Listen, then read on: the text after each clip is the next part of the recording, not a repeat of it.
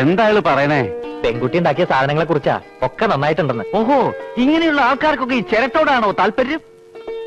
കുറച്ച് ബുദ്ധിമുട്ടാണ് ഇതൊക്കെ മനസ്സിലാക്കി എടുക്കാൻ. ശീലമായി കഴിഞ്ഞാ വലിയ ബുദ്ധിമുട്ടൊന്നുമില്ല. അതെ അതെ അതെ.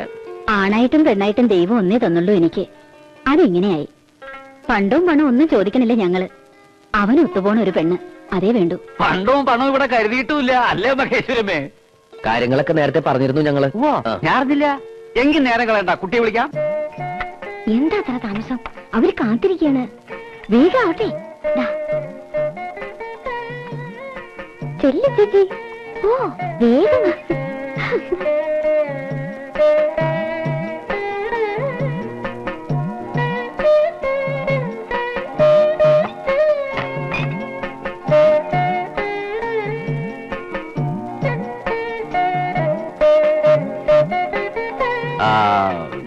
കാപ്പിയൂടി കഴിഞ്ഞ് ചെക്കനും പെണ്ണും എന്തെങ്കിലും സംസാരിക്കണേ ആവാം. അതൊക്കെ ഒരു ചടങ്ങാണല്ലോ ഇപ്പോ. എന്തേ?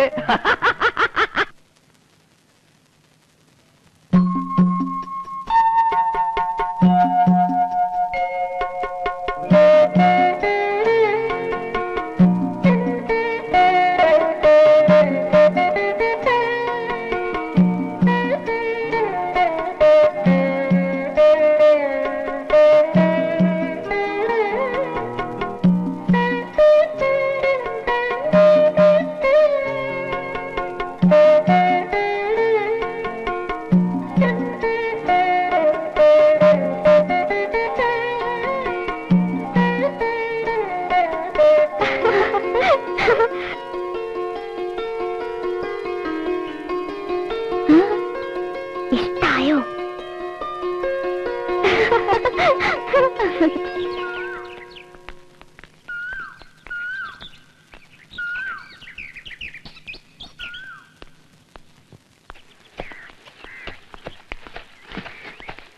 മടിക്കണ്ട, വന്നോളൂ. 12 മണി തുടങ്ങിയ വേലായതാ. ഓ, പത്മനാഭന്റെ കടയിൽ നിന്ന് ഒരു ചായ കുടിച്ചിട്ട് വരൂ. എന്നിട്ടാവാ നീ. എന്താ കാര്യം? എന്താ? ചായ കുടിച്ചിട്ട് വരൂ. മുത്തശ്ശില്ലേ ഇവിടെ? വിളിക്കുക. കേറിയിരിക്കുക.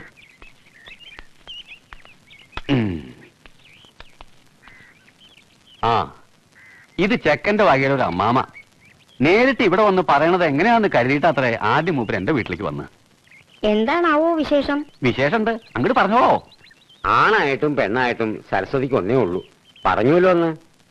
അവിടെയാണെങ്കിൽ വേറെ ആളുകളും ഇല്ല. മിണ്ടുകയും പറയുകയും വയ്യാണ്ട് ആയമ്മ ഈ കുട്ടികളുടെ നടുവില്. ആയമ്മയ്ക്കാണെങ്കിൽ ഒരുപാട് വർത്തമാനം പറയണം. അതെന്തേ ആദ്യം ആലോചിക്കാഞ്ഞെന്ന് ഞാൻ ഇയാളോട് ചോദിച്ചു. ആലോചിക്കണ്ടത്രേ. ആയമ്മയുടെ ഏട്ടന്റെ ഭാര്യയുടെ ഇളയച്ചന്റെ മോളൊരു കുട്ടി. അതിന് മിണ്ടുകയും ചെയ്യാം, ശരിയും കേൾക്കാം. ചെക്കന്റെ അമ്മമ്മ ബോംബെന്ന് വന്നപ്പോ അതൊന്ന് ആലോചിച്ചു. പറഞ്ഞു വന്നപ്പോ അവർക്ക് സമ്മതം. അപ്പൊ അതങ്ങോട്ട് ഉറപ്പിച്ചു. ചുരുക്കി പറഞ്ഞ ഇതവരെ ഒഴിയാണ്. മുഖം അടച്ചൊരു ആട്ടാട്ടാൻ തുടങ്ങിയതാ ഇയാളെ ഞാൻ. പിന്നെ ഓർത്തപ്പോ ഇയാള് പറഞ്ഞതിലും കാര്യമുണ്ടല്ലോ തോന്നി. എന്നാലും ഒക്കെ തീർച്ചപ്പെടുത്തിയ നിലയ്ക്ക് അത് ശരി തന്നെ. അവർക്ക് അവരുടെ കുട്ടിയുടെ കാര്യമല്ലേ വലുത്. നമ്മളിപ്പോ എങ്ങനെയാ നിർബന്ധം പിടിക്കുക? ഒന്നും വേണ്ടാന്ന് കരുതി നടക്കായിരുന്നു എന്റെ കുട്ടി. എല്ലാരും കൂടി ആശിപ്പിച്ചിട്ടിപ്പോ. ആശിപ്പിച്ചത് തെറ്റ്. ഇനി അത് ആവർത്തിക്കാതിരിക്കുക. ഒട്ടനും കൂടിയും കൈവിട്ടതിലേക്ക് ഇനിയിപ്പോ ആരാ? ചിരട്ട കൊണ്ട് എന്തൊക്കെ ഉണ്ടാക്കി നേരം കളയണ്ടല്ലോ. അത് അങ്ങനെയാണ് കഴിയട്ടെ.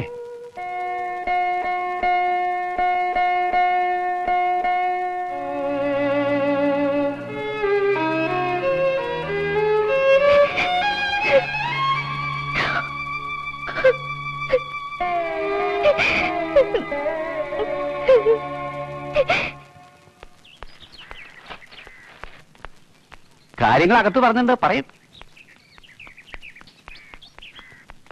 എന്താ എന്താ മുത്തശ്ശി? ഈശ്വരന്മാരെപ്പോഴും നമ്മളെ ചതിക്കന്നെയാ. ഇതൊന്നും നടക്കില്ല അത്രേ.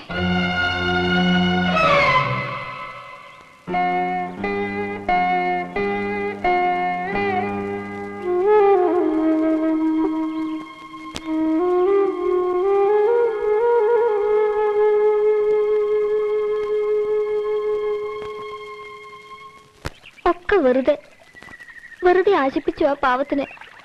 അമ്മാമ്മയ്ക്ക് പരിഹസിക്കാൻ ഒരു കാര്യം കൂടി ആയി എന്നല്ലാണ്ട് ഒന്നും നടക്കാൻ പോണില്ല. എനിക്കിപ്പോഴും വിശ്വാസമുണ്ട്. മുത്തശ്ശിയുടെ നിങ്ങളുടെയൊക്കെ പ്രാർത്ഥന കേൾക്കാണ്ടിരിക്കോ ഭഗവതി? നമ്മൾ ഇനിയും ശ്രമിക്കും.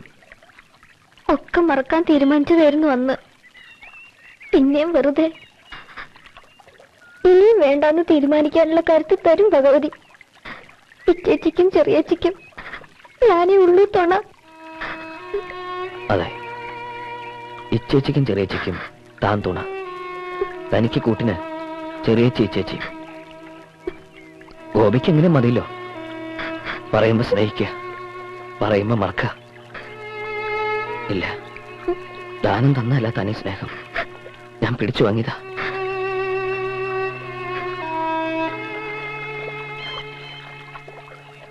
കടയിൽ നോക്കി ഞാൻ ഗോപിയെ. രാമൻകുട്ടി വിവരങ്ങളൊക്കെ പറഞ്ഞു. കുട്ടിക്കാലത്ത് അഞ്ജലി യേശുവിയൊക്കെ ഈ പുഴ മുറിച്ചിടന്ന സ്കൂളിൽ പോവാറ്. ഓർമ്മയുടെ അഞ്ജലിക്ക് നിറയെ വെള്ളം ഉണ്ടായിരുന്ന ഒരു ദിവസം പിന്നീട് ഇടന്ന് ഇച്ചേച്ചി ഒഴുക്കിൽ വിട്ടു. പാവത്തിന് ഒച്ച ഉണ്ടാക്കാൻ പറ്റാത്തോണ്ട് നിങ്ങളാരും കണ്ടൂല്ലേ. കടവത്തുണ്ടായിരുന്ന ഞാൻ കണ്ടിട്ടും പകച്ചു നിന്നു.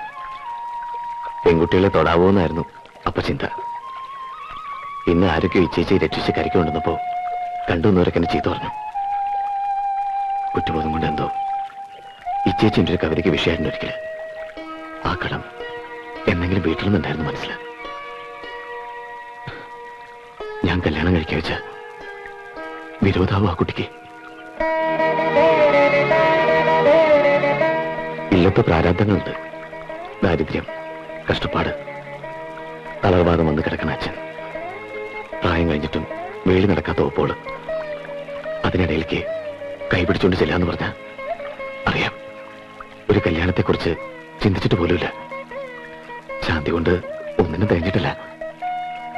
ഒരു ജോലി കിട്ടുന്ന വരെയുള്ള പ്രയാസം. എന്നാലും ഈ ചേച്ചിക്ക് സങ്കടപ്പെടേണ്ടി വരില്ല.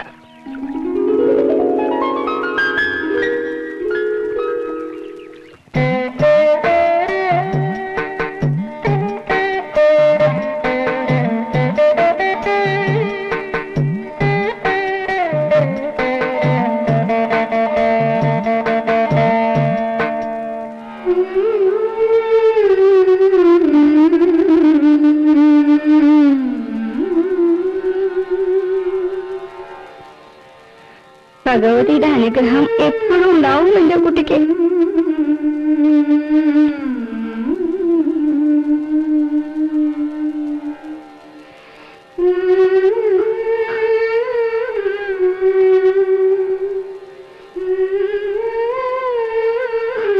രാഹുകാലം ആവണേന് മുമ്പ് ഇറങ്ങാം.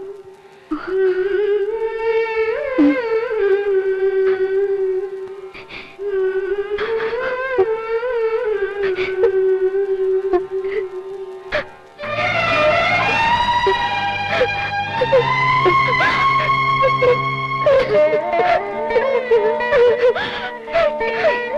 ha!